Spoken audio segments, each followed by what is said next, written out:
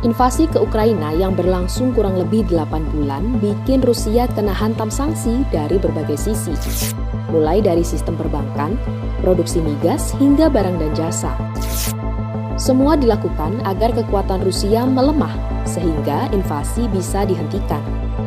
Tapi di antara semua embargo itu, Rusia sangat terusik ketika negara-negara barat menyentuh satu hal, berlian.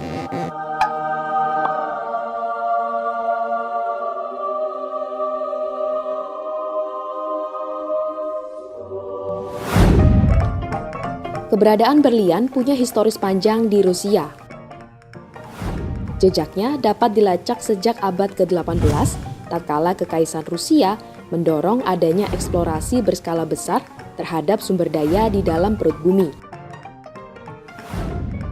Meski sudah dirintis sejak masa itu, tapi eksplorasi ini baru berjalan kencang ketika masuk 1930-an.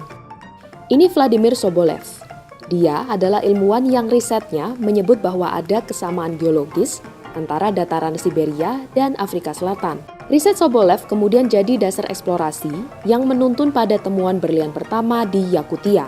Dari Yakutia, eksplorasi berlanjut dan lahirlah tempat penyimpanan berlian pertama di Rusia, Zarnitsa. Potensi berlian ini diendus juga oleh The Beers Group, perusahaan internasional yang bermarkas di London. The Beers mulai beroperasi di Rusia sekurang-kurangnya sejak tahun 1950-an. Eksplorasi berlian di Rusia mayoritas dilakukan di wilayah utara, tepatnya di Siberia. Para penambang dan ilmuwan meyakini bahwa di lokasi ini ada berlian beku dalam kapasitas yang begitu besar. Akan tetapi, eksplorasinya sendiri penuh tantangan. Para penambang harus berhadapan dengan suhu dingin hingga minus 60 derajat Celcius. Infrastruktur seperti jalan juga nihil, selain jarak ke lokasi tambang yang sangat jauh. Nggak ketinggalan, biaya investasi untuk eksplorasi yang sangat mahal, bahkan bisa sentuh lebih dari 1 miliar US dollar. Meski begitu, eksplorasi terus berlanjut, mengingat potensi cuan dari berlian yang menggiurkan.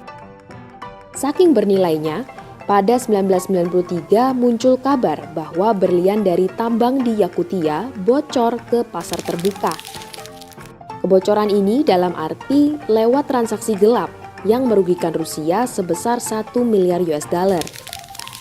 Para pejabat teras dianggap jadi aktor utama.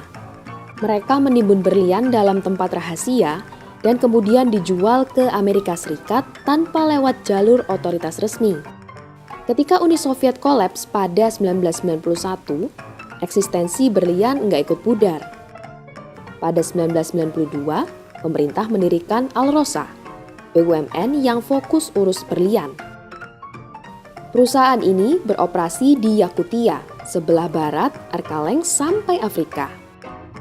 Perlahan tapi pasti, Alrosa menjelma jadi raksasa berlian dunia. Mereka memegang lebih dari 90% produksi ekstraksi berlian Rusia dan 28% di ranah global. Angka tersebut unggul tipis di atas The Beers Group yang kuasai 25% produksi berlian global.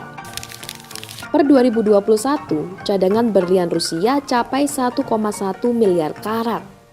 Ini jadikan mereka sebagai negara dengan simpanan berlian terbesar di dunia. Sementara, dari sisi valuasi produksi, punya Rusia begitu jumbo, alias sentuh 2 triliun US dollar. Nah, dari sini kita bisa lihat betapa Rusia nggak ingin urusan berliannya diusik siapapun. Karena pada akhirnya, berlian ini jadi sumber untuk ongkosi invasi mereka ke Ukraina. Caranya, ya menggunakan tangan Alrosa. Dengan jatuhnya rubel, mata uang Rusia akibat embargo sana-sini, akses ke mata uang asing kian penting. Peran Alrosa sebagai BUMN sudah teruji sejak 2018, ketika mereka mulai bertransaksi pakai euro sampai yuan. Hal ini dipertahankan kala Rusia memutuskan untuk serang Ukraina. Transaksi sebut satu laporan ditempuh lewat mata uang asing yang ditransfer lewat bank di Jerman, Italia, sampai Uni Emirat Arab.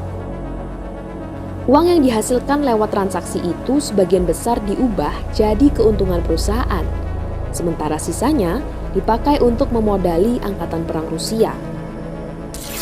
Ini terungkap lewat laporan surat kabar Belgia, HLN, yang sebut bahwa Alrosa telah membayar sejumlah uang selama bertahun-tahun untuk meningkatkan kesiapan tempur kapal selam Rusia. Uang dari Alrosa juga dipakai untuk bantuan material kepada personel perang. Untuk tahu kenapa Alrosa terlibat dalam misi invasi ini, meski secara tidak langsung, kita harus lihat konteks relasi perusahaan tersebut dengan pemerintah Rusia. Orang nomor satu Alrosa, Sergei S. Ivanov, adalah sirkel Presiden Vladimir Putin. Ia juga masuk dalam daftar pertama oligark yang disanksi AS setelah invasi terjadi. Di jajaran petinggi Alrosa, banyak pula bercokol orang-orang terdekat Putin. Ini jelas memudahkan Putin untuk mengontrol kebijakan Alrosa. Apalagi pemerintah Rusia juga pegang sepertiga dari total saham di sana. Pada 2021, keuntungan bagi hasil yang masuk ke kas Moskow cukup fantastis, 1,1 miliar US dollar. Pemerintah Rusia nggak cuma ambil keuntungan, tapi sejak pertengahan 1990-an, mereka turut berpartisipasi secara langsung dalam alur jual beli berlian dari Alrosa untuk kendalikan harga dan permintaan global. Yang menarik nih, Rusia nggak kerja sendirian. Tahu kalau transaksi berliannya mudah dilacak, Rusia minta bantuan Israel. Investigasi Haaretz kasih gambaran kurang lebih begini. Para pedagang berlian Israel ambil berlian kasar dari Alrosa. Berlian ini kemudian dikirim ke beberapa negara seperti Belgia dan India untuk dipoles. Ketika sudah jadi, berlian ini dijual ke pasar Amerika Serikat menggunakan embel-embel berlian India atau berlian Belgia. Meski dalam kenyataannya, berlian itu diambil dari Rusia. Penggunaan identitas non-Rusia diambil agar barang nggak kena tackle oleh bea cukai Amerika Serikat. Dorongan untuk beri sanksi ke berlian Rusia pun muncul ke permukaan.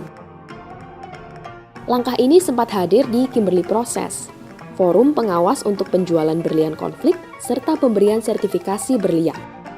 Namun, pada Juli 2022, saat forum dihelat, berlian Rusia disimpulkan bukan termasuk berlian konflik. Dikdaya betul bukan berlian dari Rusia?